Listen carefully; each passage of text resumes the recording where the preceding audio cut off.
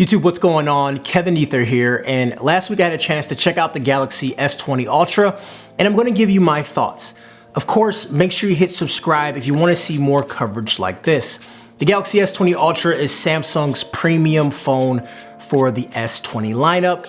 What happened to the S11? I'm assuming that Samsung felt this was such a significant jump. It's an entirely new generation of phone. This year on the Ultra, it's all about camera and 5G with a few other upgrades sprinkled in. So let's start with some quick specs. All the S20s will begin with 12 gigabytes of RAM and 128 gigabytes of storage. Unlike Apple, for some god-awful reason, they're still starting off with 64 gigabytes. So over here on the screen, I'm going to give you some additional specs, and I'm not going to be super spec heavy as I'm going to just really dive in impressions and give you some feeling. So in the hand, well, it's massive. A 6.9 inch screen. And look, I have pretty big hands, and even then it's a stretch for me. I don't see this as being a super negative thing, as many people use their phones for everything. And if you're buying the Ultra, you want the biggest and baddest phone. And you know what you're getting this phone for. And that is that beautiful screen and just that great camera. But for comparison's sakes, here it is next to an iPhone 11 Pro Max, and here it is next to a Galaxy S10 Plus, and here it is next to the S20 Plus. So yeah, large. But what gets smaller is the camera up front. It was a pill shape before on the Plus, and now it's a single circle centered like the Note 10. However, it's 30% smaller, giving you more screen. Since this phone is so large, it better have a large battery baked in, and Samsung didn't skip out, giving you 5,000 milliamp. Now beyond these small changes, it still looks like a Samsung phone. You got your downward firing speakers, USB-C port, micro SD card slot up to 1 terabyte, and a headphone. Oh, wow. It's bound to happen, and here it is, guys. The headphone jack is gone. One of the last of the Mohicans has fallen. Regardless of missing the headphone jack, in my opinion, it's still the best looking phone out there, and it still provides some of the best, if not the best, functionality. So the phone ships with the screen resolution at QHD, 60 Hertz, but the screen is capable of going up to 120 Hertz. However, it does require you switching from QHD to Full HD. I've always said, even with different phones, that I will take Hertz over resolution any day, but I do have a suggestion, Samsung, and I hope you're listening. I would really love it to switch to QHD when watching videos, and then when I get out of the video application, have it switch back to 120 Hertz. I think it actually is the best of both worlds, and it gives me that butter and that resolution that I deserve. On the back, this is where things get really interesting, and this is where the Ultra separates itself from the pack. And let me go on record by saying this. This is the most technically forward mobile camera on the market.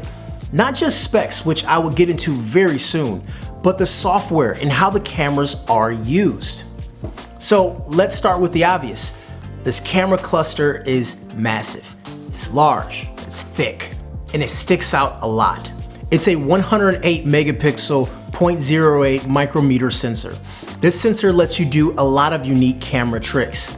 Let's back up for a second. 108 megapixel sensor. So it does a lot of unique tricks, but I didn't have time to play with everything, but there's two of them that I want to mention. So one is for a better low light image. In the software, it lets you downsample the image to 12 megapixel, but it actually allows for 2.4 macrometer pixels, which is 3 times larger than the S10.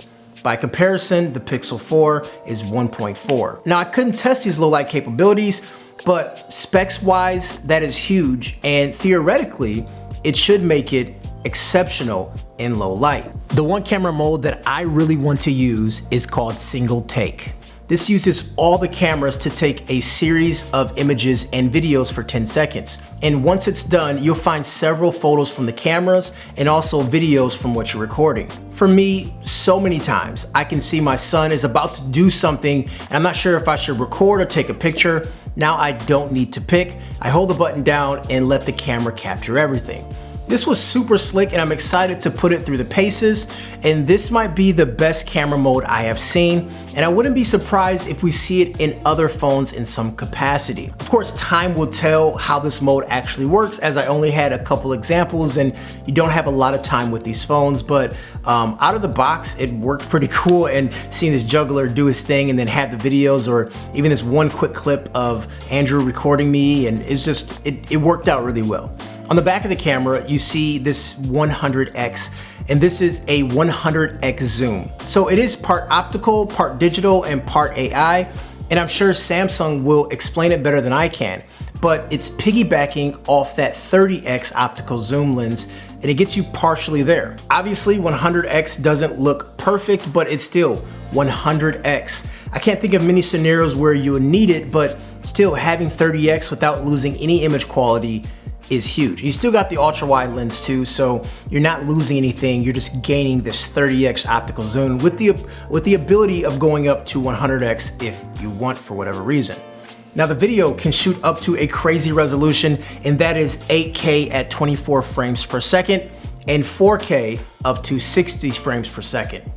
I did ask Samsung, how can we get this 8K file off the phone and what devices can use it, what's the point? And Samsung responded that there will be editing tools and also ways to send the video without size being an issue with this quick share option that they have, which is going to rival AirDrop. Of course I didn't try it yet, but at least Samsung had an answer for it, and I'm sure we'll find out more of that really soon.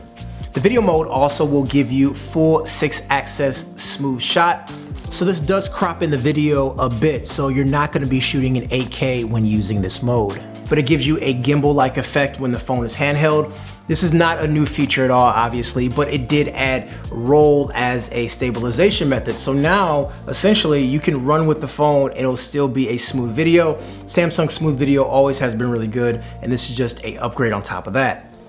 With that being said, as far as the cameras, overall, you do have that wide angle, ultra wide angle, and that optical zoom up to 30x too. All in all, it's an extremely impressive package, and the Ultra is camera forward.